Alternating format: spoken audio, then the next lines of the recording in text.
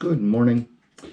This devotion's for May the 9th, and the reading is from our Gospel of John, chapter 8, verses 48 to 59. The Jews answered him, "Are we not right in saying that you are a Samaritan and have a demon?" Jesus answered, "I do not have a demon, but I honor my Father, and you dishonor me. Yet I do not seek my own glory. There is one who seeks it, and he is the judge. Very truly I tell you, whoever keeps my word will never see death." The Jews said to him, "Now we know that you have a demon. Abraham died, and so did the prophets, yet you say whoever keeps my word will never taste death. Are you greater than our father Abraham, who died? The prophets also died. Who do you claim to be?" Jesus answered, "If I glorify myself, my glory is nothing. It is my Father who glorifies me, he of whom you say, 'He is our God,' though you do not know him, but I know him.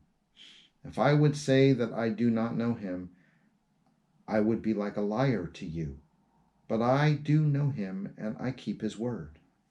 Your ancestor Abraham rejoiced that he would see my day. He saw it and was glad." And then the Jews said to him, "You are not yet 50 years old, and have you seen Abraham?" Jesus said to them, "Very truly I tell you, before Abraham was, I am." So they picked up stones to throw at him, but Jesus hid himself and went out of the temple.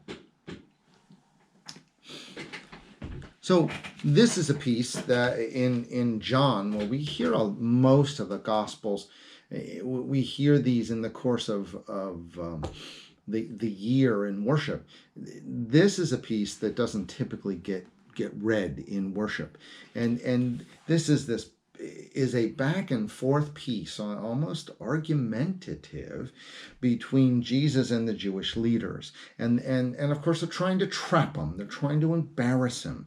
And it doesn't work. Their arguments never do with Jesus. And they resort to trying to want to stone him, to get rid of him that way.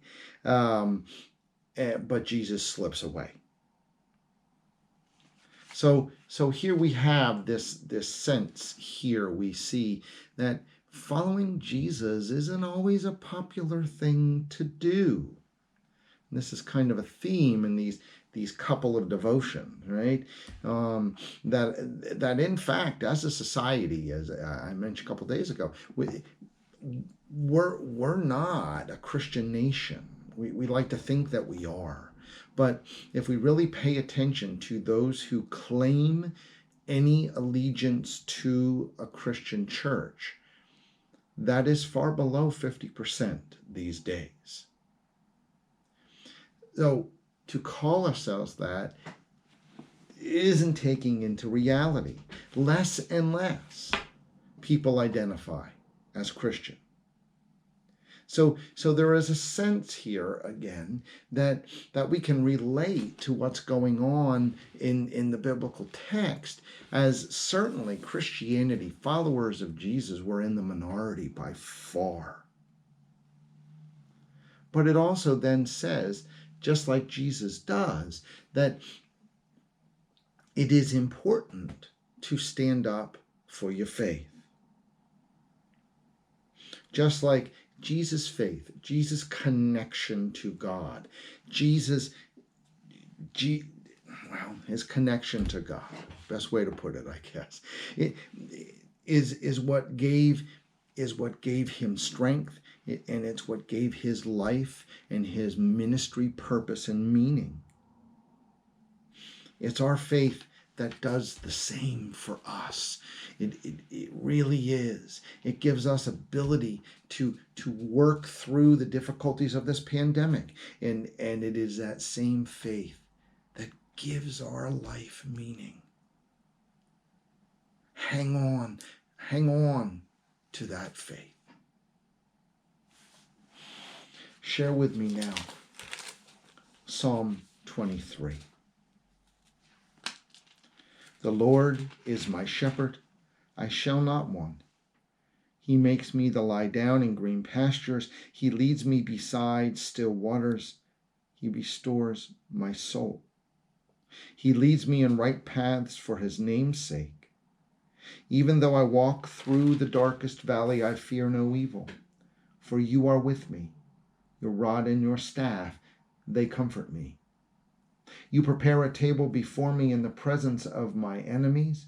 You anoint my head with oil. My cup overflows. Surely goodness and mercy shall follow me all the days of my life, and I shall dwell in the house of the Lord my whole life long.